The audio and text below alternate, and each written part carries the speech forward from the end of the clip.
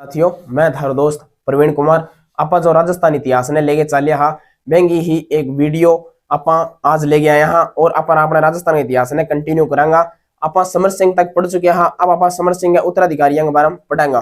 ठीक है साथियों, मैं पहले कुछ मोटिवेशन हो जाए तो सुनो साथियों कि जिस मिट्टी ने लहू पिया हो, जिस मिट्टी ने लहू पिया हो वह फूल खिलाएगी ही, अंबर पर वन घन छाएगा ही उच्छ्वास तुम्हारा, और अधिक ले जांच, और अधिक ले जांच, देवता इतना क्रूर नहीं है, थक कर बैठ गए क्या भाई, अब मंजिल दूर नहीं है, अब मंजिल दूर नहीं है। साथियों, अब बात रामधारी सिंह दिनकर जी लिखी कभी, हे दोस्त, हे मित्र, हे भाई, तू इतनी कोशिशा करके और थक के ना बैठ, तो निरंतर प्रयास करते रहे, तने तेरे प्रयासों की सफलता जरूर मिलेगी।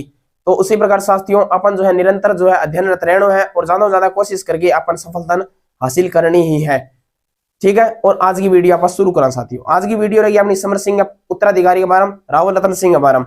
तो समर सिंह के दो पुत्र हुए साथियों, एक हुआ रावल रतन सिंह और दूसरा हुआ कुंभकर्ण। रावल रतन सिंह जो है मेवाड़ का अगला उत्तराधिकारी बन जाए और कुंभकर्ण जो है नेपाल के अंदर गोहिल वंश की स्थापना करते हैं। रावल रतन सिंह अंगो जो शासन काल है 1302 से लेकर 1303 ईस्वी रहे साथियों। 1302 1303 यानी छोटो सो शासन काल है, लेकिन एक महत्वपूर्ण शासन काल है। अंग शासन काल के बारे में भी ज्यादातर पूछ लियो जावे, ठीक है, क्योंकि कई किताबों में 1301 लिखे पाजे, कई बार 1302, लेकिन जो सही है वो 1302 से लेकर 1303 है। साथियों, जिया ये राजा बने तो दिल्ली का समकालीन जो शासक हुआ है अलाउद्दीन खिलजी हुए, और अलाउद्दीन खिलजी सगे अंग संघर्ष जो है गद्दी प्राप्त करता ही हो जाए, यानी मेवाड़ का राजा बनता ही किया रावल रतन सिंह ने अलाउद्दीन खिलजी के संघर्षों को सामना करना पड़े। ठीक है साथियों, अब संघर्ष का क्या कारण हो सके? संघर्ष का कारण एक तो पद्मिनी की सुंदरता के बारे में अंदर अलाउद्दीन खिलजी सुनियो। दूसरी बात, चित्तौड़ का सामरिक महत्व था। तीसरी बात, चित्तौड़ जो है मालवा और गुजरात जाने वाले मार्ग पर स्थित था साथियों। ठीक है, चौथी बात का साम्राज्य विस्तार नीति रखो पुणे अलाउद्दीन खिलजी। अलाउद्दीन खिलजी जो है अपने साम्राज्य को ज्यादा से ज्यादा बढ़ाना चाहता था। और एक अलग कारण आप देना चाहो तो कैस का भी रावल रतन सिंह जो है ये एक हिंदू राजा था। ठीक है साथियों, यह कुछ संघर्ष का कारण है। अब संघर्ष का कारण बाद में अमीर खुसरो जो है ये अलाउद्दीन खिलजी के सागा हुआ एक इतिहासकार है साथियों। अमीर खुसरो एक किताब लिखा है तारीख ए अल्लाई या खजाइन उल फुतूह है, खजाइन उल फुतूह है। तो एक अंदर क्या लिखा है कि जो शाही सेना है यानी अलाउद्दीन खिलजी के सागा जी की सेना एडी मैं आपको पढ़ाऊ गंभीरी और बेड़च नदियां का मध्य लगावे। बेंग अलावा अलाउद्दीन खिलजी जो आपको दरबार है नित्य प्रतिदिन का जो निर्णय है यह चित्तौड़ी नामक पहाड़ी पर दरबार लगा के लिए चित्तौड़ी नामक पहाड़ी। ठीक है साथियों, एक बात में देखो साथियों, लक्ष्मण सिंह सिसोदिया आंगो भी नाम लेना बहुत ही महत्वपूर्ण है। क्यों? क्योंकि लक्ष्मण सिंह जो सिसोदिया ये सिसोदा ठिकाने के सामंत थे और ये अपने 7 पुत्रों सहित जो है ये जो युद्ध होता है अलाउद्दीन खिलजी और रतन सिंह के मध्य, इस युद्ध में लड़ते हुए वीरगति को प्राप्त होती है, इसलिए इनका जिक्र किया जाना भी महत्वपूर्ण है।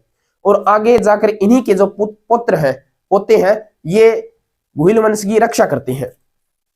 अब देखिए साथियों आगे पद्मावत का सारांश, इनके ऊपर जो है रावल रतन सिंह पद्मावत नाम से एक काव्य खंड लिखा गया है। ठीक है, पद्मावत जो है एक मूवी भी बनी है जिसमें रणवीर सिंह ने जो है अलाउद्दीन खिलजी का रोल किया है साथियों। तो पद्मावत जो है ये लिखते हैं मल्लिक मोहम्मद जायसी। मल्लिक मोहम्मद जायसी जो है साथियों ये इतिहासकार थे और ये शेर शाह सूरी के समय इतिहासकार थे। इन्होंने साथियों 1540 में जो है पद्मावत को लिखा। पद्मावत के अनुसार सिंहल नाम का एक द्वीप था, उस पर राजा गंधर्व सेन शासन किया करते थे। राजा गंधर्व सेन और चंपावती उनकी रानी थी। चंपावती की पुत्री होती है, रूपवान पुत्री थी पद्मिनी। पद्मिनी के पास था एक तोता साथियों, हीरामन तोता। पद्मिनी के पास तो क्या था? एक हीरामन तोता जो कि मानवों की हूबहू आवाज की नकल करता था, आवाज निकालता था मानवों की जैसी।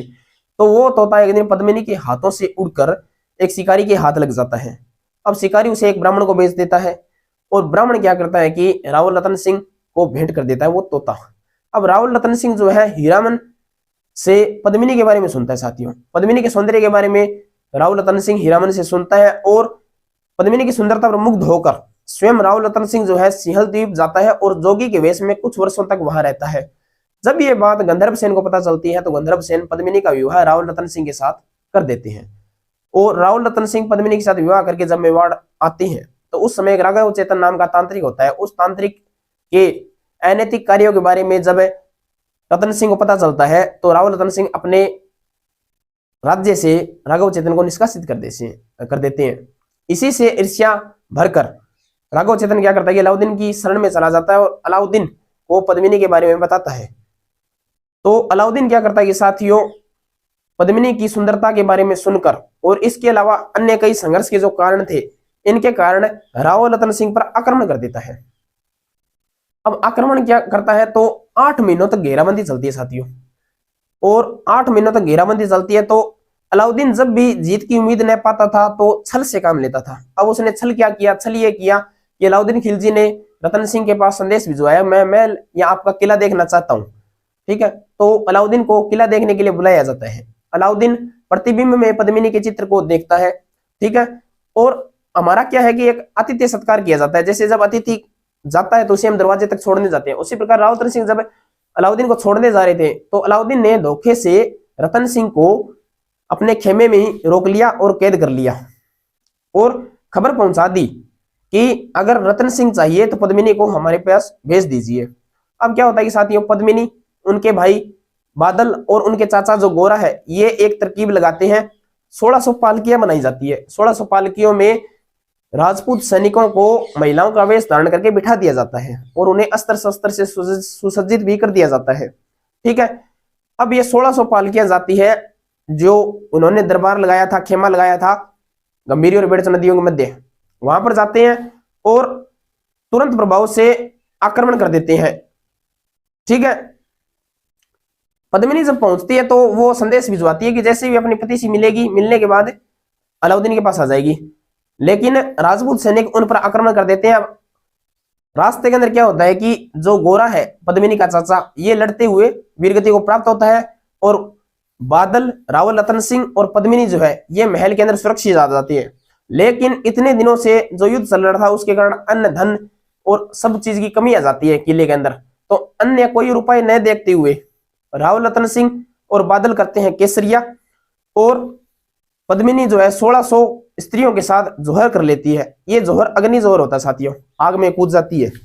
तो जोहर करने के बाद जब अलाउद्दीन खिलजी किले में प्रवेश करता है तो सब और आग ही आग के ढेर देखता है। इसके अलावा शाही सेना में हुए सर्वनाश के लिए वो चित्तौड़ की 30,000 आम जनता का कत्लेआम करवा देता है। 30,000 जो जनता होती है चित्तौड़गढ़ की, उसे मरवा देता है साथियों, बिना मतलब के।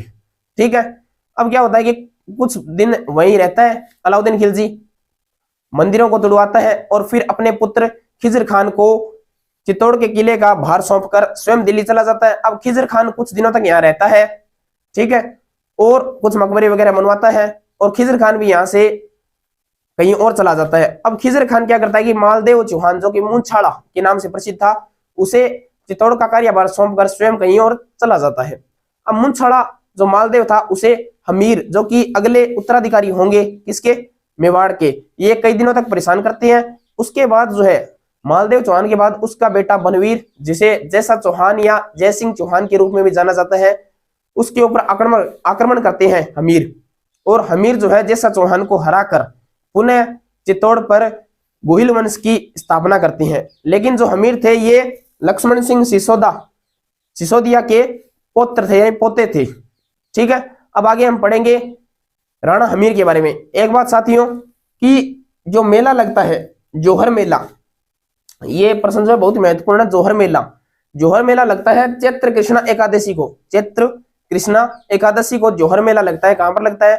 चित्तौड़गढ़ दुर्ग में लगता है। चित्तौड़गढ़ में लगता है जोहर मेला। चैत्र कृष्णा एकादशी को चित्तौड़ में लगता है। प्रतिवर्ष ये मेला लगता है साथियों। सबसे महत्वपूर्ण प्रश्न है इसके अंदर ये। ठीक है, और देखिए साथियों, अब आगे हम राणा यानी संबोधित करेंगे राणा।